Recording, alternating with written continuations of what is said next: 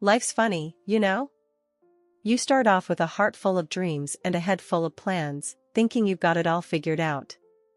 That was me, Jane, and my husband, Alex, when we first tied the knot.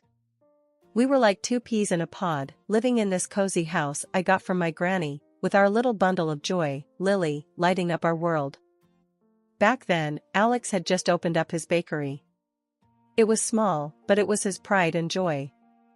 I was climbing the ladder at the company, crunching numbers as an economist. We were a team, dreaming big dreams about big houses and college funds for Lily, and maybe a sibling or two down the line. But as the months rolled by, something shifted. The bakery remained small, barely scraping by.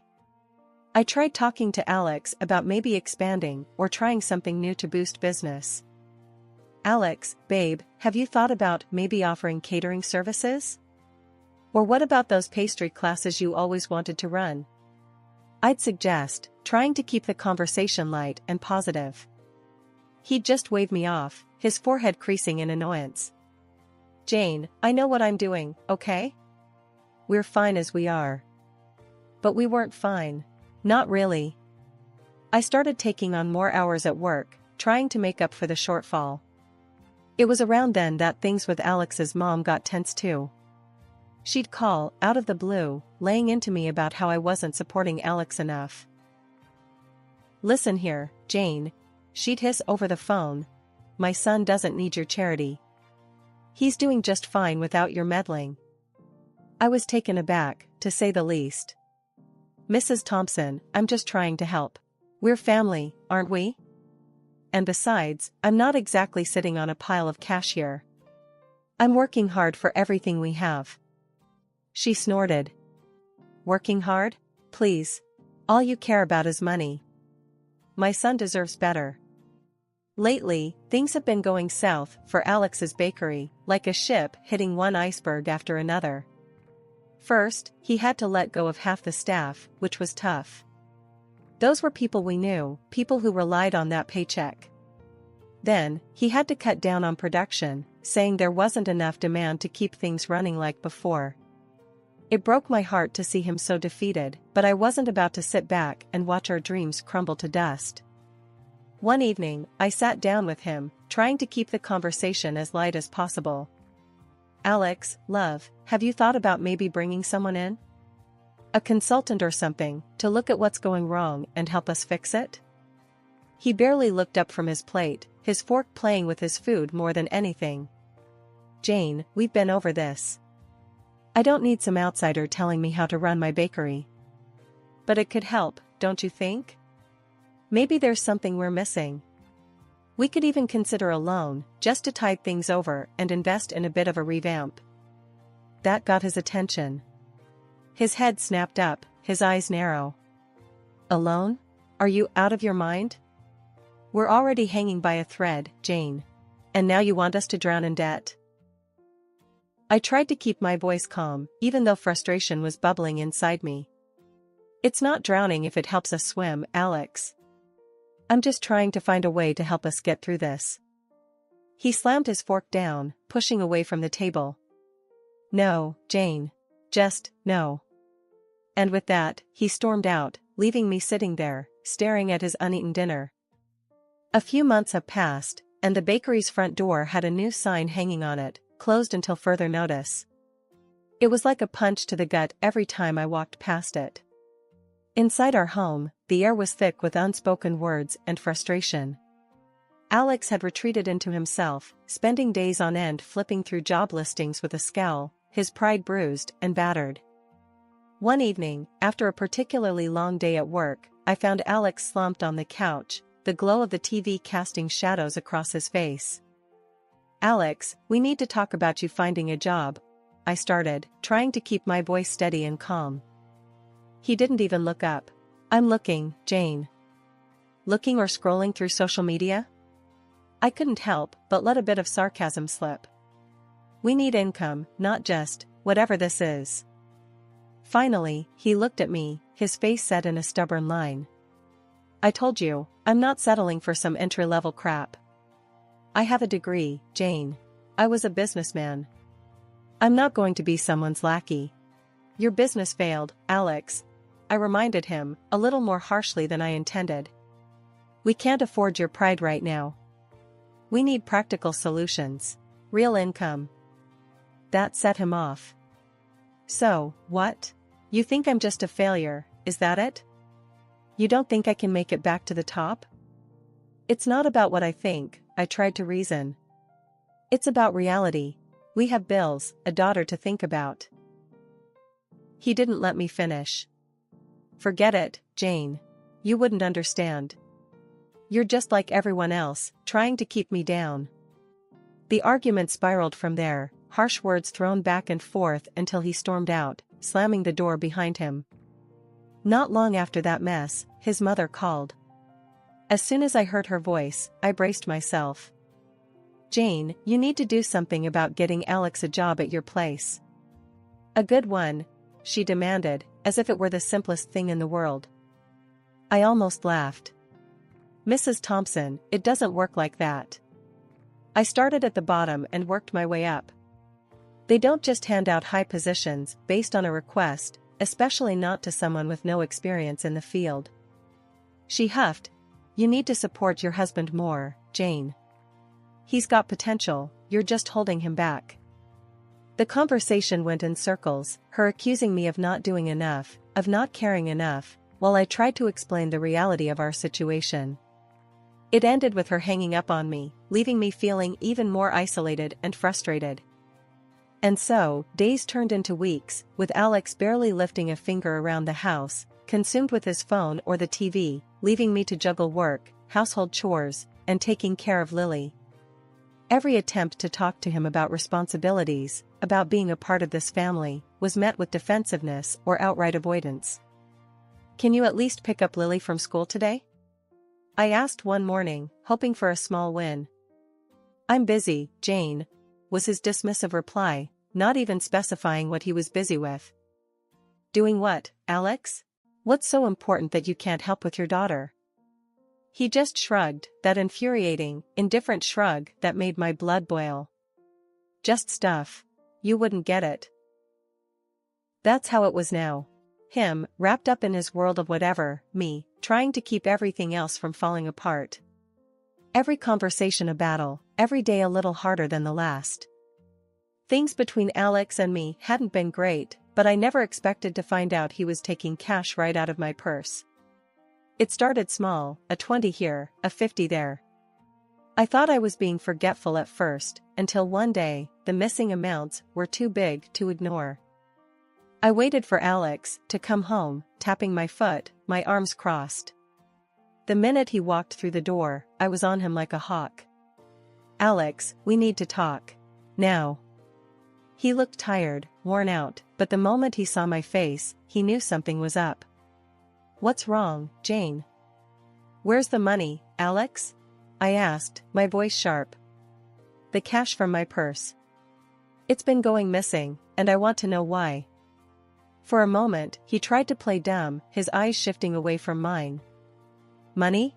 What are you talking about, Jane? Don't play games with me, Alex. I'm not in the mood. I've been noticing for weeks. It's gone, and you're the only other person here. Finally, he sighed, running a hand through his hair. Okay. I took it. But, Jane, you don't understand, I needed. Needed it for what, Alex? Beer? Because that's all I see you doing these days. Sitting around, drinking, while I'm out working my ass off. He flinched at that, but anger quickly replaced the guilt in his eyes. I don't have to explain myself to you, Jane. It's not like I'm asking for much. Just a little cash to get by. Get by? I was incredulous. While I'm juggling bills, trying to keep us afloat? That money wasn't yours to take, Alex. That's stealing. His face turned red, and he took a step towards me, his voice raising. Stealing? Really, Jane? From my own wife? That's what you're gonna call it? Yes, that's exactly what I'm calling it. Because that's what it is, Alex. You took something that wasn't yours without asking. What else would you call it? We stood there, glaring at each other, the tension thick in the air. It felt like a chasm had opened up between us, one filled with betrayal and hurt. Before I could say anything else, his phone rang. He glanced at it and then stormed off into the other room, leaving me standing there, fuming and heartbroken. The next day, things went from bad to worse. Alex's mom called, and before I could even get a word in, she was ripping into me. "Jane, you ungrateful little witch. How dare you accuse my son of stealing? Do you have any idea what you've done?" I pressed the phone against my ear, her shrill voice making my head pound. "Mrs. Thompson, he took money from me." What was I supposed to do, just ignore it? That's exactly what you should have done. He's your husband, for God's sake. You're supposed to support each other. Support doesn't mean turning a blind eye to problems, Mrs. Thompson. It means facing them, together. But how can we do that when he's lying and taking money behind my back? She huffed. You've always been too hard on him, Jane. Always expecting too much. It's no wonder he felt he had to hide things from you. I couldn't believe what I was hearing. It was like we were living in two different realities. Expecting too much? I'm working day and night to keep us going, and he. Enough, Jane. I won't hear another word against my son. You've made your bed, now lie in it. And with that, she hung up, leaving me staring at the phone in disbelief. This wasn't just about the money anymore. It was about trust, respect, and the realization that maybe, just maybe, I was in this fight all alone. Life had thrown its fair share of curveballs, but nothing hit harder than the day Lily fell sick. It wasn't just a sniffle or a cough, it was one of those moments that stops you dead in your tracks, forcing you to reassess everything. Lily's fever had spiked in the night, her little body racked with coughs that seemed to shake the very bed she lay in. I remember sitting beside her, a cool cloth in hand, trying to bring some relief. The next morning, with Lily still burning up, I knew we needed a doctor. Alex was sprawled on the couch, a can of beer already in hand. It was barely 9 a.m. "Alex, Lily's sick. Really sick. I need to take her to the doctor," I said, my voice strained with worry. He glanced up, irritation flashing across his face. "So take her. What do you want me to do about it?" I clenched my fists, fighting the urge to scream. "Maybe act like a father?" "I can't do everything alone, Alex." He didn't answer, just turned his attention back to his phone, effectively ending the conversation. At the doctor's office, the news wasn't good. Lily needed medicine, maybe even a specialist. The cost started to pile up in my head, a mountain of expenses we were ill-prepared to handle. I called Alex from the pharmacy, hoping for some semblance of support. "The medicine's expensive, Alex. And she might need more tests. We need to figure this out." There was a pause before he spoke, his voice cold. "Well, what do you want me to do about it, Jane? Money doesn't grow on trees." I was stunned into silence. Our daughter was sick, and all he could think about was money? "She's your daughter, Alex. She needs us. Can't you see that?" "Of course, I see that. But freaking out about it isn't going to make money appear. You figure it out. You're good at that." Hanging up, I felt a mix of anger, frustration, and sheer determination. Lily needed me, and I wasn't about to let her down. The decision to not send money to Alex's mom that month was a tough one, but necessary. Lily's health came first, no matter what. But when Mrs. Thompson found out, the fury was unleashed. "Where's my money, Jane?" she demanded over the phone, her voice a sharp knife.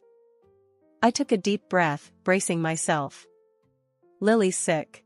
The money went to her medicine and doctor's visits. We had no choice." "No choice?" "That's my money, Jane. You can't just decide not to send it." "What am I supposed to do?" I was incredulous. "Your granddaughter is sick, Mrs. Thompson. Doesn't that matter to you?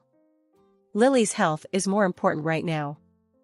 She scoffed, a sound that made my skin crawl.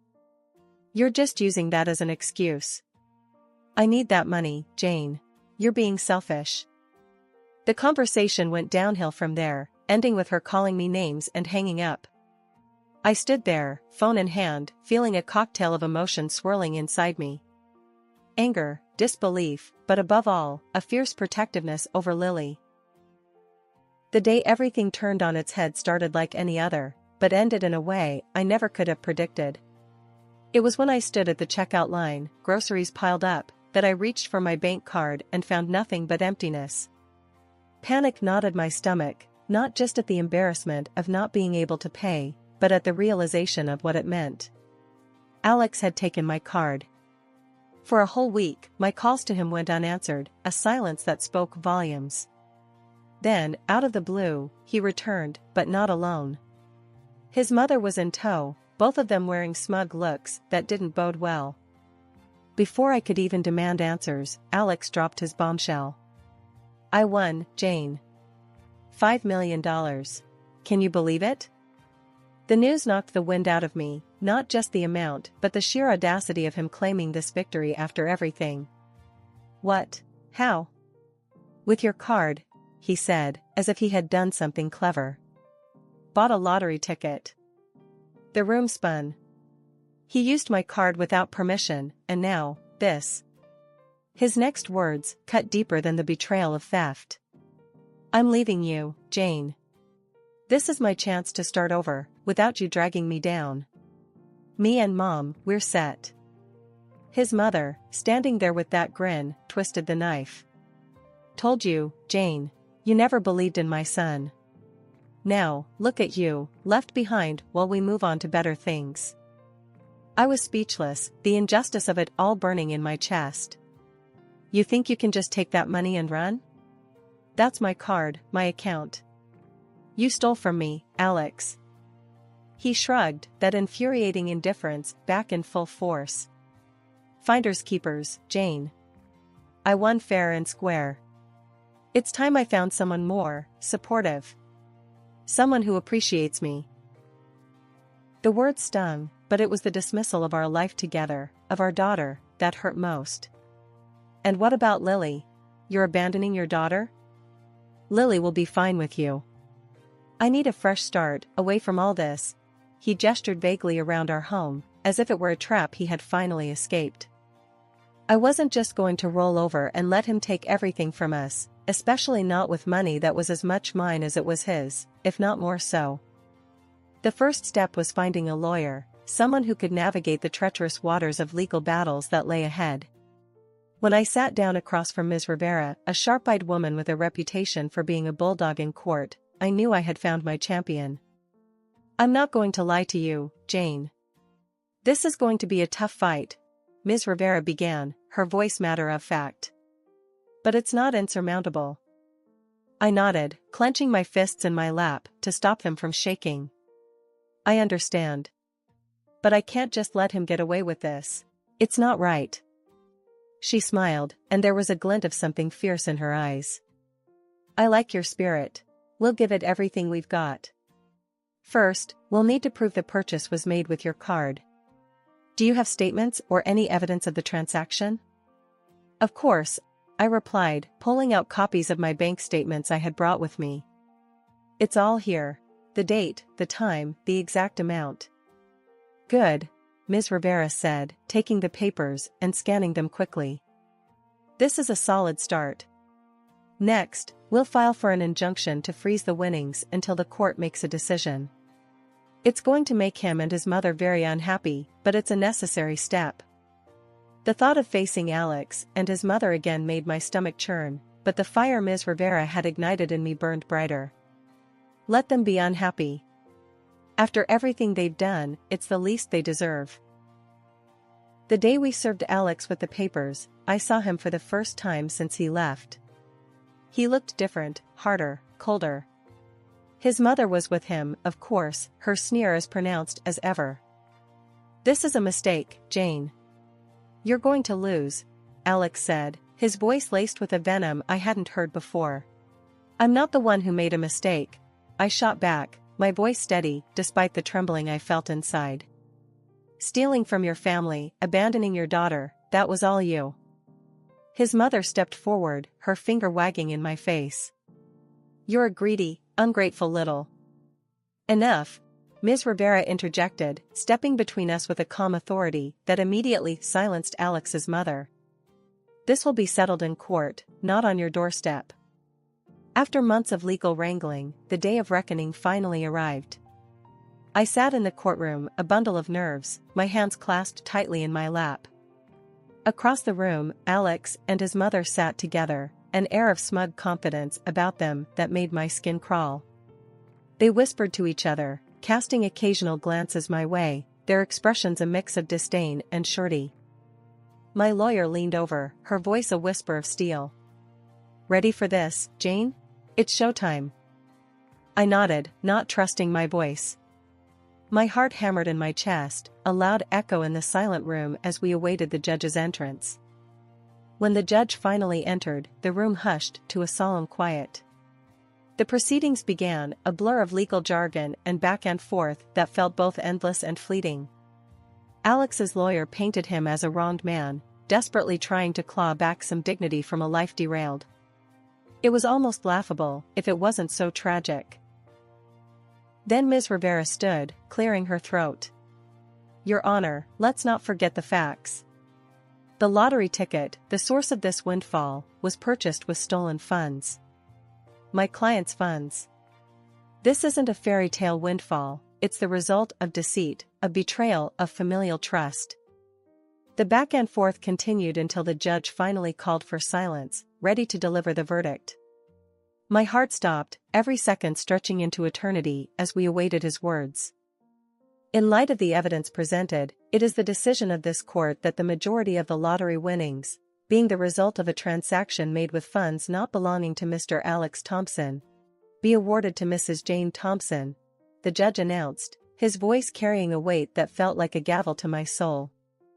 A wave of relief washed over me, so intense it left me dizzy. Beside me, Ms. Rivera squeezed my hand, a victorious smile on her face. Across the room, Alex's face was a picture of shock, his mouth opening and closing like a fish out of water. His mother's reaction was more vocal, a strangled gasp of indignation that echoed off the courtroom walls. This is robbery. Pure and simple, she exclaimed, her voice shrill with disbelief. But her protests fell on deaf ears, the judge already moving on to finalize the proceedings. Months had rolled by since the dust settled on the courtroom floor, leaving me with a significant chunk of the winnings and a fresh start. I didn't waste any time wallowing in what could have been. Instead, I focused on the future, investing wisely in shares of a reputable company and securing a nest egg for Lily's education. She was going to have the opportunities one fought tooth and nail for, without the shadow of her father's mistakes looming over her. Alex and his mother? Well, their story took the kind of turn you'd expect when too much money meets too little sense. He bought himself an outrageously expensive car, flaunting it like a trophy. It was all look at me and see how well I'm doing whenever he got the chance. But the flash and dazzle couldn't mask the inevitable. His gambling, which started as a small-time hobby, spiraled out of control, swallowing every last penny of his windfall. Last I heard, he was drowning in debt, the fancy car long gone, and living off whatever his mother scraped together from her pension. Their grandiose dreams, deflated to the size of their cramped living quarters in his mother's old house, the two of them constantly at each other's throats. Alex never did get a job, pride and laziness anchoring him to his mother's couch as firmly as if he were cemented there. One afternoon, while Lily and I were at the park, enjoying the kind of peaceful, simple moment that had become our new normal, Sarah, my steadfast friend through thick and thin, sidled up beside me on the bench. Jane, you heard about Alex? She asked, a note of pity in her voice that I didn't need. I nodded, keeping my eyes on Lily as she laughed, swinging higher and higher. Yeah, heard he's hit rock bottom. Sarah shook her head. It's a damn shame, isn't it? All that money, and nothing to show for it. I sighed, a small part of me still aching for the man I once loved, for the father Lily deserved but didn't have. It is a shame, but we're moving on, Sarah. We're happy. Our conversation drifted to lighter topics, but as I sat there, basking in the late afternoon sun, my thoughts briefly wandered to Alex. I wondered if he ever thought about us, about the life he threw away for a shot at easy money. But then Lily called out, beckoning me to push her higher on the swing, and just like that, my fleeting curiosity about Alex's regrets vanished into the air.